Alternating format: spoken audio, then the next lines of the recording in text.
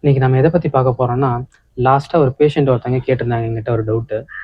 ஏன் சார் எனக்கு சடனாக பிபி ரைஸ் ஆகுது, ஒரு ஹார்ட் பிளாக் வருது அப்படின்ற மாதிரி ஒரு கொஷின் கேட்டிருந்தாங்க. அதை பற்றி நம்ம கொஞ்சம் டிஸ்கஸ் பண்ணுவோம். ஏன் அப்படின்னா, நம்ம பிளட்டு வந்து கேரி பண்ணுற வேலையை யார் பார்க்குறாங்க அப்படின்னா, ஆர்ட்ரியும் வெயினும் பார்ப்பாங்க. இதில் ஆர்ட்ரி வந்து ரொம்ப முக்கியமான வேலை என்ன அப்படின்னா, ஆக்சிஜனேட்டட் பிளட்டை கேரி பண்ணுற வேலை. ஆக்சிஜனேட்டட் பிளட்டை கேரி பண்ணி ஹோல் பாடிக்கு சப்ளை பண்ணுவாங்க.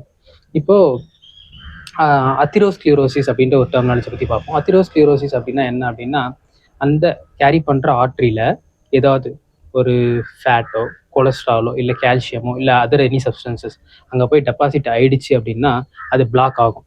அது வந்து ரிவர்சபிள் ஆகும், இர்ரிவர்சபிளாகவும் நடக்கலாம். ரிவர்சபிள் அப்படின்னா அந்த பிளாக் வந்து அதே சரி பண்ணிக்கும். இர்ரிவர்சபிள்னா சரி பண்ண முடியாமல் பிளாக் வந்து அப்படியே நின்றுக்கும். அப்போ என்ன ஆகும்? அது வந்து ஆர்டீரியோஸ்க்ளிரோசிஸ். ஆர்டீரியோஸ்க்ளிரோசிஸ் அப்படின்னா அந்த பிளட் வெசல்ஸ் வந்து நமக்கு எப்படி இருக்கும்னா வளைஞ்சி ஃப்ளெக்சிபிளாக இருக்கும், இன்னொன்று வந்து நல்லா எக்ஸ்பேண்டபிளாக இருக்கும். அது வந்து என்ன ஆகும்? ஸ்ட்ரிங்க் ஆகிடும், ஃப்ளெக்சிபிலிட்டியாக இல்லாமல் சுருங்கி போயிடும். இன்னொன்று வந்து ரிஜிடாக இருக்கும். அப்போ என்ன ஆகும்? பிளட் ஃப்ளோ வந்து இருக்காது ஒழுங்காக. அப்போ என்ன ஆகும்? சடனாக பிபி ரைஸ் ஆகும். இதே வந்து ஹார்ட்டுக்கு அங்கே பம்ப் பண்ண வேண்டிய அங்கே பிளட் ப்ரெஷர் ஏறிச்சு அப்படின்னா என்ன ஆகும்? சிஏடி, கொரோனரி ஹார்ட் டிசீஸ் வரும், இல்லை ஏஞ்சைனா வரும், ஹார்ட் பெயின், இந்த மாதிரிலாம் வரும். இதே வந்து பிரெயினுக்கு வந்துச்சு அப்படின்னா என்ன ப்ராப்ளம் வரும் அப்படின்னா, நம்னஸ் இன் லெக்ஸ், ஹேண்ட்ஸு, சடனாக ஸ்ட்ரோக் கூட வரலாம்.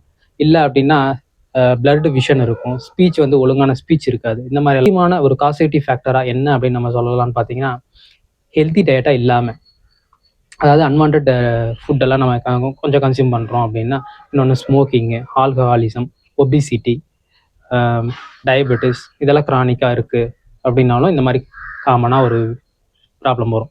இதை நம்ம எப்படி ரெக்டிஃபை பண்ணலாம் அப்படின்னா, ஹெல்த்தியான டயட்டு, ஒரு மைல்டான ஒரு எக்ஸசைஸு. ஆல்மோஸ்ட் நம்ம ஒரு 35 ஏஜ் நம்ம வந்துட்டோம் அப்படின்னா ஃபுட்டில் கான்சியஸ் ரொம்ப ரொம்ப முக்கியம். இப்போ நம்ம அந்த எல்டிஎல் சொல்கிற லோ டென்சிட்டி லிப்போப்ரோட்டீன் வந்து இதில் அதிகமாக போயிட்டு அந்த ஆர்ட்ரி வாலில் போயிட்டு டெபாசிட் ஆகிடும்.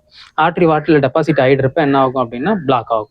ஆர்ட்ரி வாலில் டெபாசிட் ஆகாமல் இருக்கணும் அப்படின்னா எல்டிஎல்லை கம்மி பண்ணணும், லோ டென்சிட்டி லிப்போப்ரோட்டீனை. லோ டென்சிட்டி லிப்போப்ரோட்டீன் கம்மி பண்ணணும்னா எண்ணெயில் பொரிச்ச ஐட்டம்ஸ், அதாவது சில்லி சிக்கன், இந்த மாதிரி ஐட்டம்ஸு இதெல்லாம் கொஞ்சம் நம்ம ஃபுட்டில் அவாய்ட் பண்ணுறது ரொம்ப ரொம்ப முக்கியம். இதே வந்து நம்ம ஹோமில் வேறு என்னென்ன நம்ம சாப்பிட்ற ஃபுட்டில் அதிகமாக அந்த லோ டென்சிட்டி லிப்போப்ரோட்டீனை குறைக்கும்னு பார்த்தீங்கன்னா, டர்மரிக்கும் கார்லிக்கும் ரொம்ப ஒரு முக்கியமான ரோல் ப்ளே பண்ணுது. நீங்கள் வந்து டர்மரிக் மில்க்கு, கார்லிக் வந்து நீங்கள் ஃபுட்டில் கொஞ்சம் அதிகமாக இன்டேக் பண்ணுறது, இந்த மாதிரிலாம் நீங்கள் எடுத்தீங்க அப்படின்னா உங்களுக்கு வந்து ரிசல்ட் நல்லாவே இருக்கும். இன்னும் இதை பற்றி டவுட்டோ இல்லை வந்து வேறு டிசீஸை பற்றி நம்ம டிஸ்கஸ் பண்ணலாம் அப்படின்னு நீங்கள் நினச்சிங்கன்னா அப்படின்னா நீங்கள் வந்து கமெண்ட்டில் சொல்லுங்கள். நிறைய பேர் ஃபாலோ பண்ணாமல் இருக்கீங்க, ஃபாலோ பண்ணிட்டு பாருங்கள். நிறைய அப்டேட்ஸ் உங்களுக்காக நான் அப்டேட் பண்ணிக்கிட்டே இருக்கோம்.